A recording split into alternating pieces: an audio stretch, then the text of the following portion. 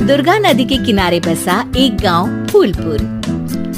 गांव में कुछ 100-150 लोग रहते थे। अंजलि, जो कि पास ही के जिले में रहती थी और 12वीं पास कर चुकी थी, उसके पिताजी ने बेटी को जल्दी विदा करने के लिए उसकी शादी फूलपुर गांव के मुकेश से करवा दी थी।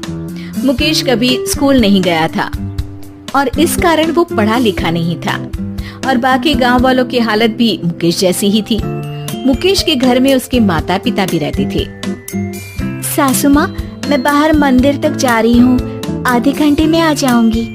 अरे अभी कहीं जाने की जरूरत नहीं है, चुपचाप जाके रसोई में रात के खाने की तैयारी करो। और ये घूंघट क्यों हटा लिया है तुमने? क्या पता नहीं कि इस गांव में औरतें बिना घूंघट के नहीं रहती? रात में अंजलि छत पर जाकर अपनी मम्मी से बात कर रही होती है। तभी गांव की 3-4 औरतें उसे देख लेती है और दरवाजे पर आकर उसकी सास से शिकायत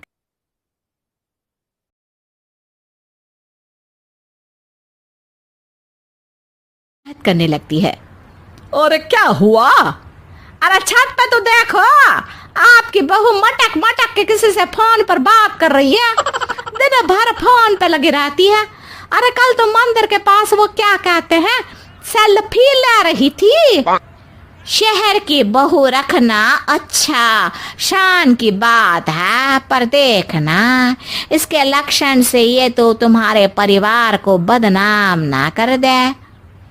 ये पहली बार नहीं था जब सास से गांव के लोगों ने अंजलि की बुराई या शिकायत नहीं की हो। अब तो ये रोज की बात थी। अंजलि ये सब सुन लेती है।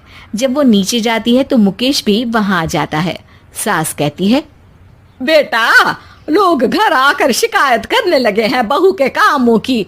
देख लो, पति हो, संयम से रखो इसे। माँ जी, मैं तो अपनी माँ से बात कर रही थी क्योंकि यहाँ कोई बात करने लायक ही नहीं है और अब मैं माँ के पास ही रहूंगी।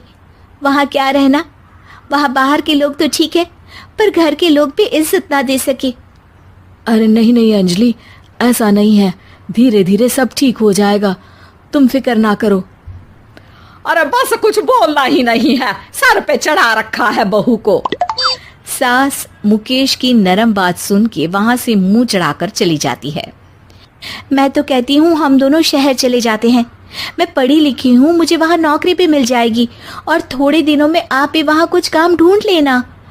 अरे नहीं नहीं अंजलि, हम यहाँ ना गांव का खेत, माँ पिताजी को छोड़कर शहर नहीं जा सकते। माँ पिताजी को कैसा लगेगा और गांव वाले क्या सोचेंगे? ये कहकर मुकेश सोने चला जाता है और अंजलि की गांव वालों द्वारा बुराई का सिलसिला बहुत दिनों तक चलता ही रहता है। लेकिन अंजलि गुस्सा ना दिखाते हुए समझदारी से काम लेती है।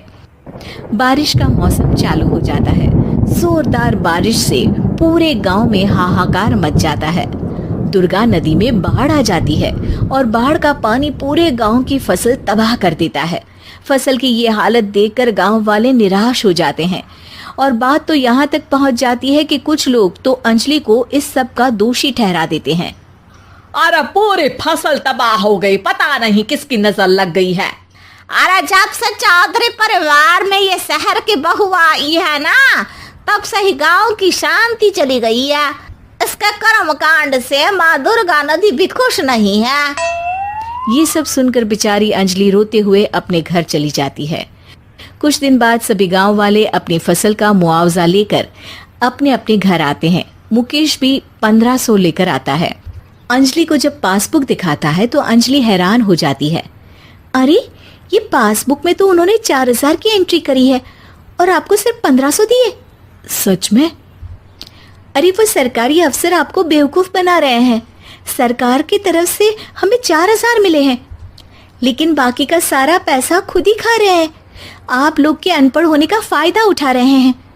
ये सब सुनकर मुकेश परेशान हो जाता है लेकिन अंजलि उसे हिम्मत से काम लेने को कहती है और सुबह होते ही मुकेश को पंचायत कार्यालय ले जाती है और साथ में गांव के और लोगों को भी।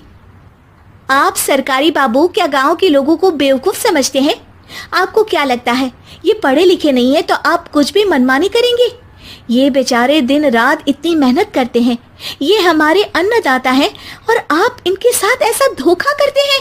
अरे क्या बके जा रही है ये लड़की, किस धोखे की बात कर रही है? अपने कांड करके नदी माँ को नाराज करके हमारा नुकसान करके इसे चैन नहीं मिला क्या? सरपंच जी, इन सरकारी बाबू ने मुझे बेवकूफ बनाया है और मेरे हिस्से के पैसे खुद चट कर गए। बस ये सुनते ही सरपंच वहां से दुम दबाकर भाग जाता है। पता चलता है कि जनपद अधिकारियों ने गांव के सरपंच के साथ मिलकर सबके साथ धोखा किया है। सब लोगों का विरोध शुरू हो जाता है और आखिर में अधिकारी सब गांव वालों के हिस्सों के बचे हुए पैसे उन्हें लौटा देते हैं और कई दिन तक सरपंच गांव में लौटता ही नहीं। अंजलि, तुम नहीं होती तो हम गांव वालों को तो पता ही नहीं चलता कि ये हमें हर बार बेवकूफ बनाते हैं। हाँ हाँ अंजलि बेटी, हमें माफ कर दो। हम सब तुम्हें बुरा भला कहते रहे, लेकिन तुमने ही आज हमें बेवकूफ बनाने से बचाया है। हमें तुम पर गर्व है बेटी। अब समझ आया कि सरपंच तुमसे नहीं, तुम्हारे पढ़े लिखे होने से नफरत करता था। क्यों ना इस बार हम अंजलि को ही सरपंच पद के लिए चुन ले? क्या कहते हो गांव वालों? पढ़ी लिखी सरपंच। बस पूरा गांव अंजलि के लिए ताली बजाता है और अंजलि की सास उसे खुशी से गले लगा लेती है।